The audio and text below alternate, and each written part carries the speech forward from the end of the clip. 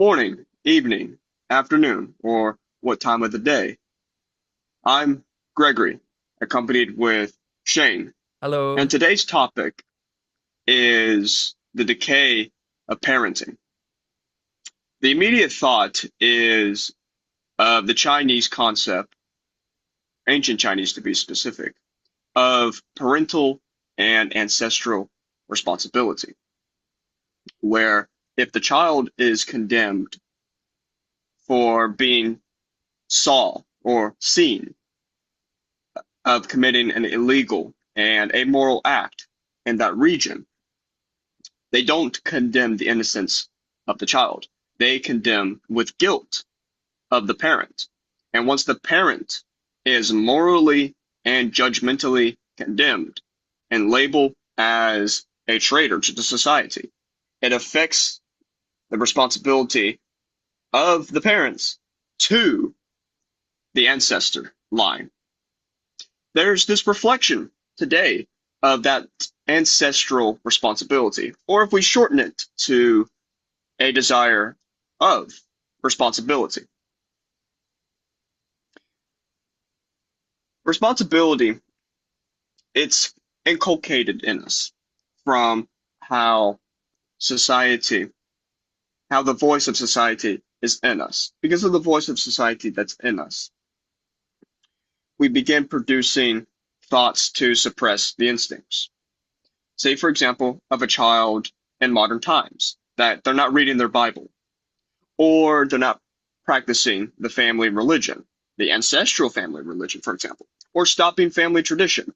They begin clamping, stamping, and bombarding the child because they acted different. It's simply an exercise of interpreting the world morally from valuation being saturated morally. And this sense of responsibility is atoned or relieved and purified from a guilty conscience. So, from this ego separation, it creates this desire and a suffering from that desire. And that in responsibility of our own self, suffering is the ultimate and supreme cause of our pain. That is my introduction. Hmm. Interesting that you started with that ancient perspective. I kind of like looking back to the contrast between medieval parenting and parenting today. So, for perspective, children in medieval times, by the time they were about age 7, produced more than they consumed. Like they were a net asset to the family by that age, and they were like highly involved in daily activities and highly competent at a whole range of essential tasks. And there wasn't really any adolescence. Like by the time you reached the age 14, you just became an adult and you were starting to think about marriage. And by contrast, when you get to the industrial age, farms and factories, as they mechanized, became extremely dangerous for children.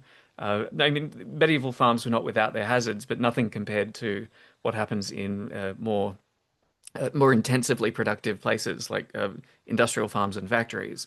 Um, and children were like kind of fed into that, ghastly machine in the beginning.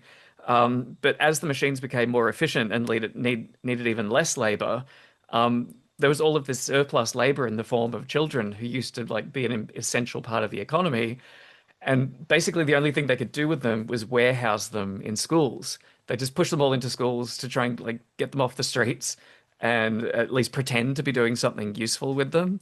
And like as we went forward into the into the information age, we've ended up having to warehouse like teenagers and young adults. Like we had to create adolescents to like rationalize keeping them in school for so long.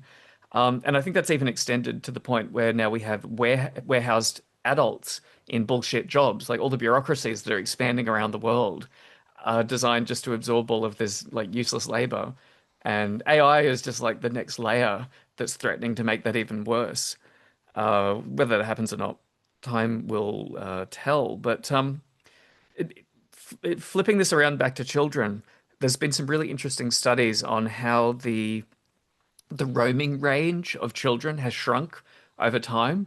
So, like in the 1800s, children by like age 6 would wander miles away from home completely on their own. But over time, that range of acceptable movement for children without supervision has shrunk. And I think in the millennial generation, in many places, it's shrunk to basically zero. Like it's funny we in the West we stress about women being like confined to the home in like severe Islamic states. We've done that to our children without even realizing it. Um, and I think part of this is there's often counter reactions between one generation and the next. So I'm Generation X, and that was the latchkey kids. So this is when women first went into the workplace, and previously women used to be in the home to like at least give a safe home base for the kids to come back and have some supervision that they could gradually develop in independence from. But in the Generation X children, the women just disappeared. They all went off and started doing jobs and wouldn't come home until, just in time to make dinner in a hurry. And that was a very strange psychological period where children were basically abandoned to their own devices. It was also around about the time when the density of children in the landscape, particularly in suburbia, became low enough that they didn't actually have that many other children to choose to interact with. So previously, you'd have a rural village with very high birth rates, and there'd be this mass of children that were just, running all over the village and doing things together when they weren't working. And yeah, by the time you get to Generation X, you've got suburbs that are full of like the first part of demographic decline. The birth rates are declining, and there are children around, but there's not that many for them to choose to interact with. And um, I think this is where some of the perception of the danger in letting children wander the environment has come from, because there's previously there would be like 10 other children around and they'd all be like supporting each other if anything went wrong. These days, if a single child is the only one who's still allowed to wander and they get into trouble, there's probably going to be no one to help them. So that's been a really interesting change in the dynamics of childhood and parenting. And then you get to the millennials, and their reaction has been to turn into helicopter parents. So the small number of children that they do get around to having, they tend to stage manage every minute of their lives to like, all of the things that they missed out on as Generation X parents when they were just left, alone with a box of Pop-Tarts and a television with three channels and maybe one friend at the other end of the road. I think they've overcompensated in the other direction. And I think that's going to have even more severe negative psychological consequences on the children, never developing independency and agency to make their own decisions. So that's been a really interesting contrast. But the broad idea I have is that children, for most of human history, have mostly been raised by other children. That parenting is actually this huge importance of parenting as a modern conception, and that this used to represent like the basal stem cell layer of a civilization, that children would inculcate values and norms into each other with like slight variations in age and development. And that we've basically destroyed it. The way children are raised in isolation now. Well, I mean, the internet is doing a lot of the heavy lifting of like injecting ideas into developing minds. Uh, I guess that's another whole can of worms that we've opened where we don't know what the full consequences are going to be. But yeah, it's losing that critical mass of children raising each other has created this idea that parenting is so important. And who knows what the future is going to hold. It's been a wild ride through the last few generations. What a grand analysis, because one can have the view. I have 2 points which are short and concise, but before the 2 points, that's a grand ar- and well thorough analysis of how one could see the secret path of a nihilistic or a road to nothingness from the lack of parents. Mm, The first point is when you were discussing the wandering child, the first thought in my mind was of this wandering child being mature too early and being vulnerable to a sense of how to tranquilize that skeptic in them of mm, mm, I don't know at all what I am doing. I don't know in the least of what I ought to do. And I say, well, you're correct. to have that certainty. Would you say that the current generations of children are wandering unsupervised on the internet rather than around the neighborhood? And that that's a completely Ye- different dynamic that who knows what it's doing to them? I guess we won't know till they're adults. yes, because of how the ideal of man and ideal of joy is being used for these curious and wandering children, Mm, which is now the opposite effect of what a true and natural wandering child is, which preludes because of this generation's decay. It's a prelude to post World War II and pre America or pre entry to Vietnam of the baby boomers. mm, They mm, they were drenched in security, mm, conformity, uniformity, and some form of utility base of you should. This is all to be unforgettable and unforgotten.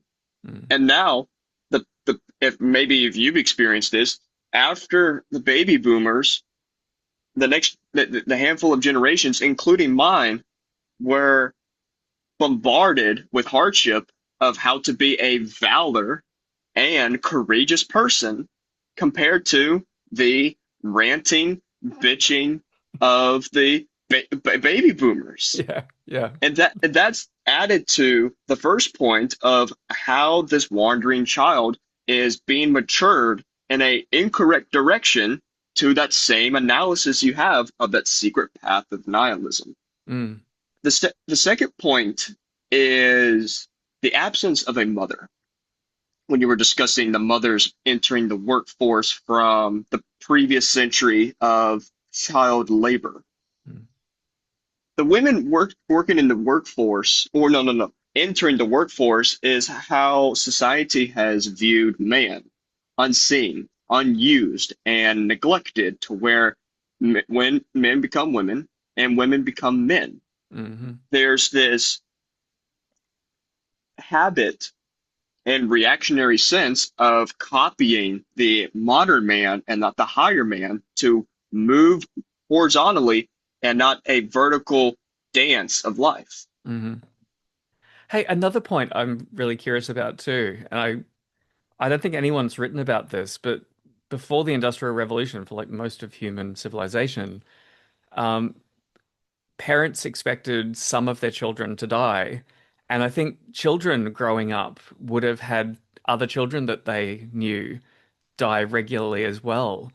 And I really wonder what the psychological impact of that was. Like, if you have 10 children and it's normal for like two or three or five of them to die, how do people process that differently? Whereas compared today, you might have one or two children, and if one of them dies, like you don't know anyone else that's happened to.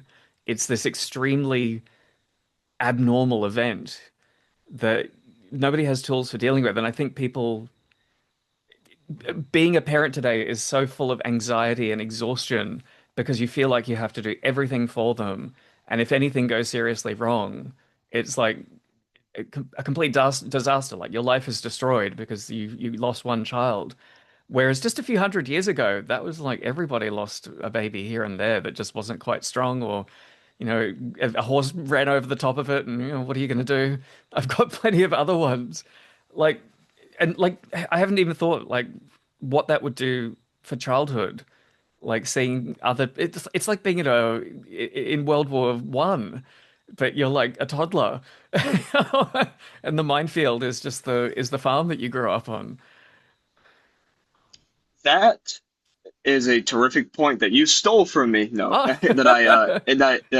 that I initially thought after that second point of the absence of a mother Mm, was how near a family was to death, mm, and that uncertain, unknown, and uncomfortable psychological reality where the idea of spirits or of a consciousness was affected because of this external effect of, oh, they just my child we're having multiple children and they die at infancy, or they die because of strangulation in the womb, or they die from some disease that no anecdote or antidote and mm-hmm, form of vaccine was made at the time. Transition that to Now, to the absence of wartime and the absence of hardship, conformity and security became a number one equal act of equality. Mm.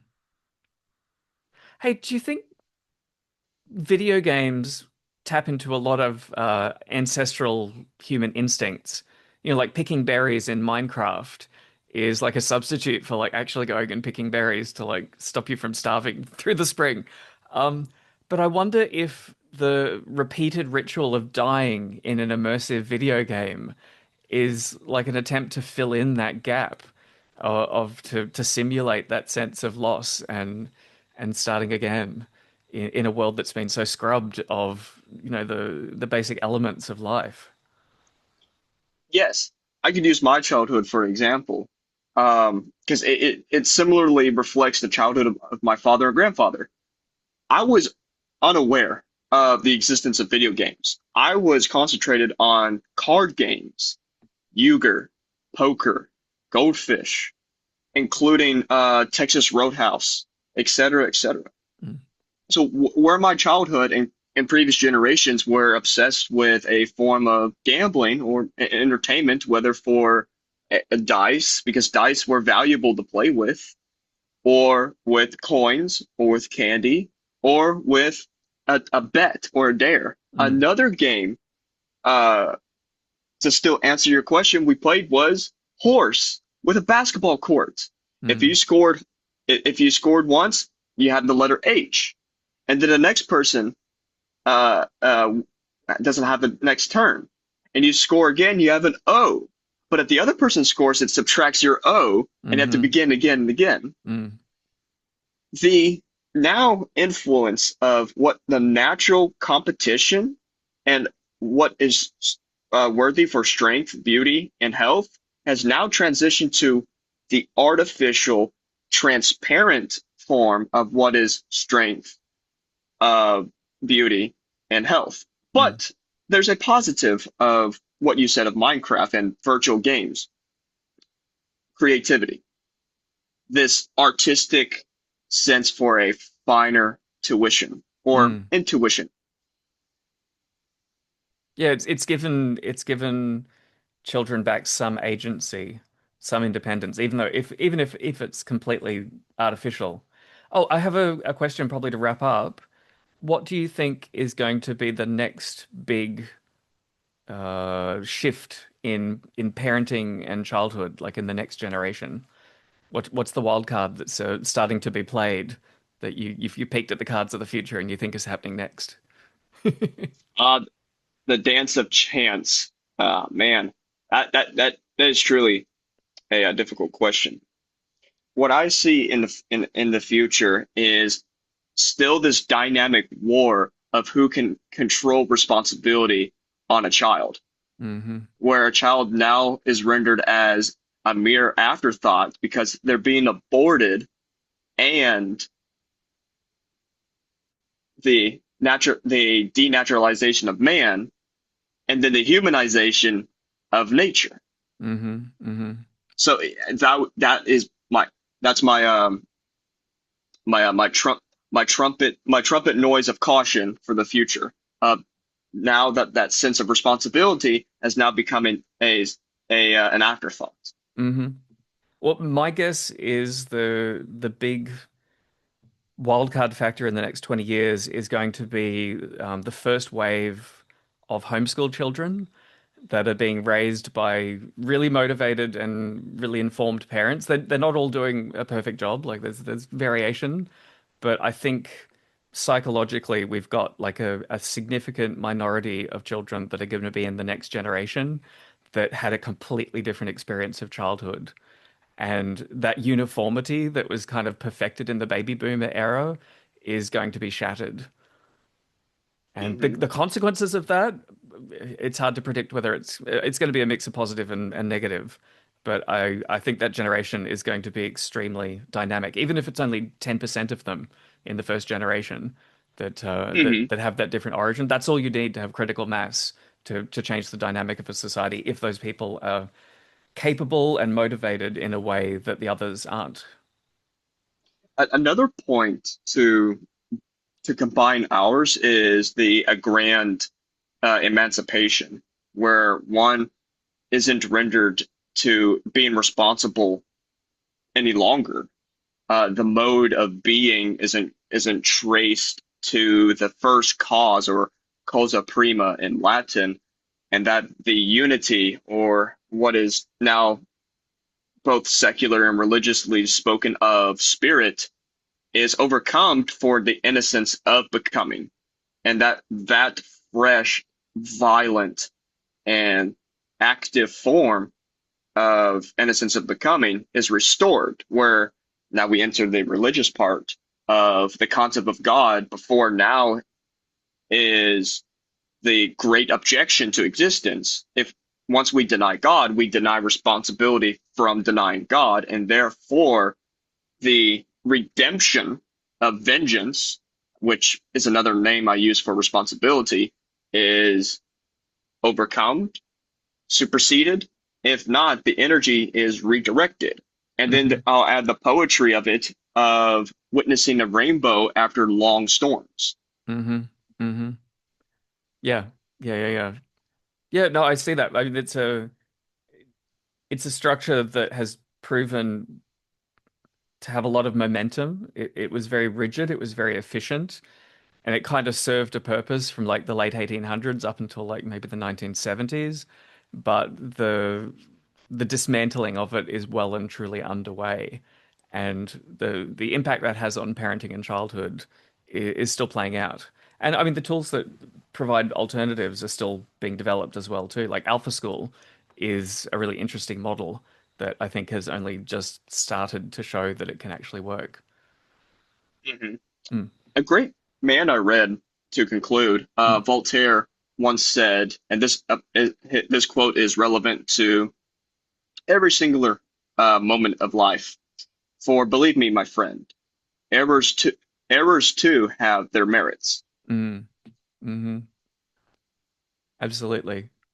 Oh, I love that. I love that. Well, with that final note, shall we sign off? We shall. And a final greetings and salutations to the audience. Comment, like, and critique us. We have a comment section for you to critique us. We welcome disagreements. And there's a email address in the link in the description for you to send questions to whoever, either Gregory or Shane or Lewis or Russell. Amor fati. Amor fati.